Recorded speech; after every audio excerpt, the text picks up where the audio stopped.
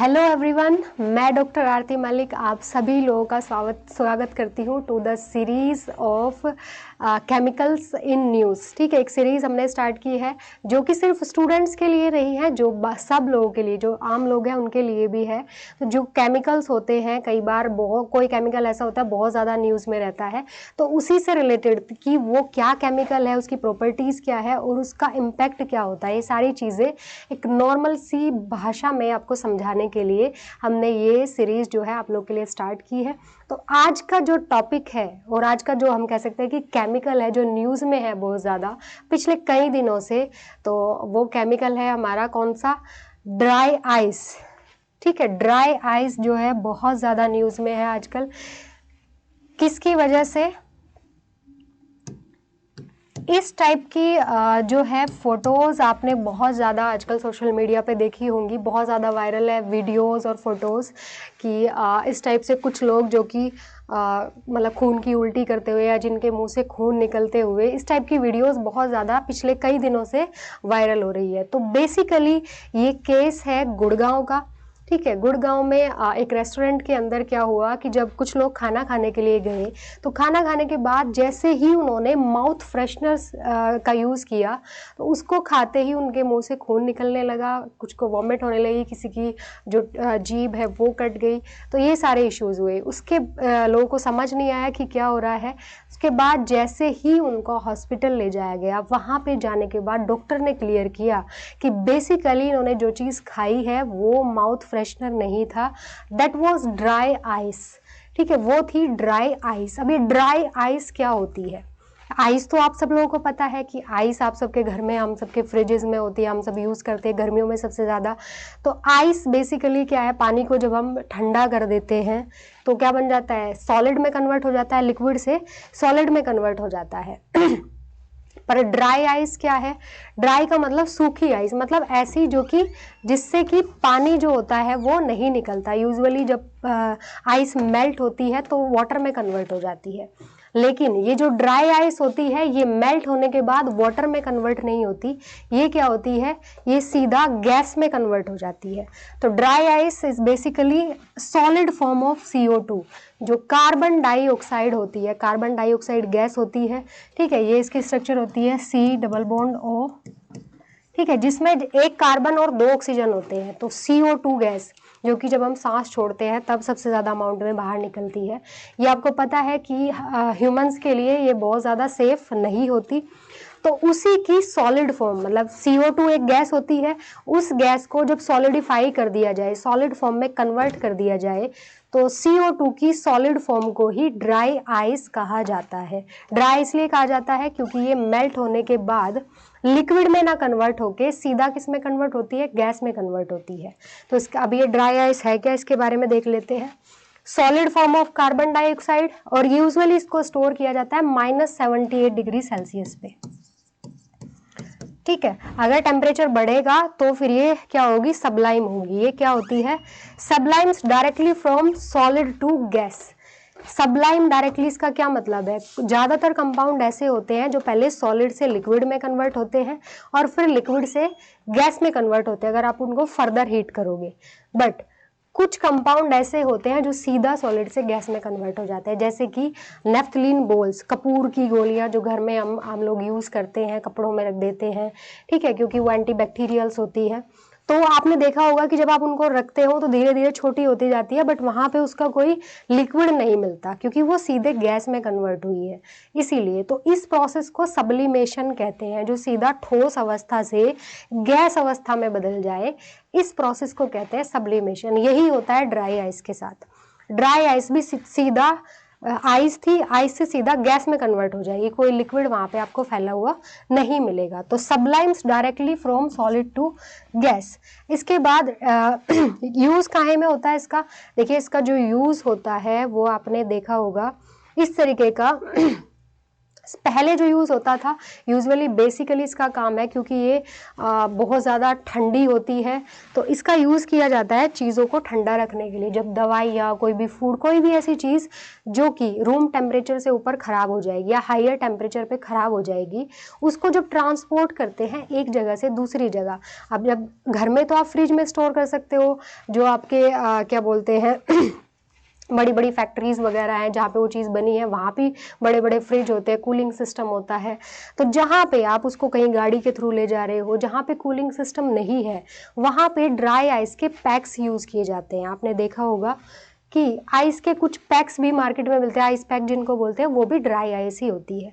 तो बेसिकली इसका यूज़ होता था चीज़ों को ठंडा रखने के लिए। एक बॉक्स के अंदर आप कोई चीज़ रख दो, दवाई रख दो और उसमें ड्राई आइस के पैक्स रख दो, तो वो उसको ठंडा रखेगी। आइस भी आप पहले आइस यूज़ करते थे, लेकिन आइस के साथ डिसएडवांटेज क्या है कि आइस के साथ डिसएडवांटेज ये है कि वो मेल्ट होने के बाद लिक्विड में बदल जाती है, तो आपकी चीज़ कोई भी ख़राब हो सकती है। और इसका फ़ायदा ये होता था कि ये जो है लिक्विड में कन्वर्ट नहीं होती। ओके तो टेम्परेरी कूलिंग्स में जहाँ पे फ्रिज वगैरह अवेलेबल नहीं है, वहाँ पे कूलिंग के लिए इसको यूज़ किया जाता है। इसके अलावा इसका यूज़ होता है इन फॉग मशीन्स। आपने देखा होगा, आप शादी पार्टीज़ वगैरह में जाते हो आजकल के टाइम पे, स्पेशली ये ट्रेंड हो गया है कि जो एंट्री होती है, ठीक है, ब्राइड और ग्रूम की, दूल्हा दुल्हन की जब एंट्री होती है तो नीचे एक फ्यूम्स से उड़ती रहती है। तो वो किसकी वजह से है?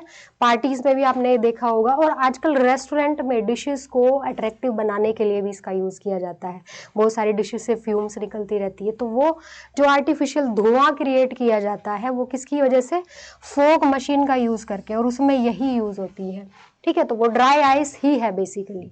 तो यूज़ हमने इसके देख ली, एडवांटेज हमने देख ली। पहला कि ये नॉर्मल आइस से ज़्यादा ठंडा रखती है चीज़ों को, ये इसका एडवांटेज है।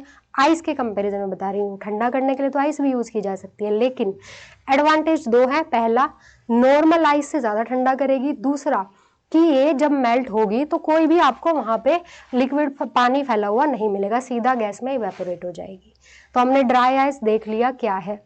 अब हम देखते हैं कि आज के टाइम में ये जो हादसा अभी हुआ है, ये क्यों हुआ है और आज के टाइम में इसका इतना ज़्यादा यूज़ किया जा रहा है, ये सारी चीज़ें। यूज़ कहाँ कहाँ होती है मैंने बताया आपको, पार्टीज़ में, ठीक है, फंक्शंस में, किसी की एंट्री कराने के लिए स्पेशल।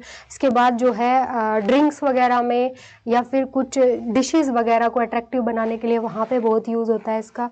ओके तो ये सारे यूजेस है। आजकल बहुत ज़्यादा जिस उसमें हम जी रहे हैं, क्योंकि दिखावे वाली बहुत ज़िंदगी हर जगह, बड़े ग्रैंड फंक्शंस करना, ग्रैंड एंट्रीज करना, तो बहुत ज़्यादा यूज़ हो रहा है। पहले लिमिटेड था, पहले सिर्फ इंडस्ट्री या लेबोरेटरी में ये अवेलेबल होती थी, तो अभी इसका यूज़ बढ़ता जा रहा है, अभी नॉर्मल लोगों तक इसकी पहुँच है। पर प्रॉब्लम कहाँ आई? प्रॉब्लम यहाँ आई कि लोगों तक ये पहुंच तो गई, लेकिन लोगों को अवेयर नहीं किया गया, उनको बताया नहीं गया अच्छे से कि उसको कैसे हैंडल करना है और ये कितनी डेंजरस हो सकती है, ये किसी को नहीं पता। बस यूज़ कर रहे हैं। हॉस्टल के होटल्स में, रेस्टोरेंट्स में उनका जो स्टाफ है, बिना किसी प्रिकॉशन के, बिना उनको बताए समझाए कि क्या हैंडलिंग प्रोसेस है।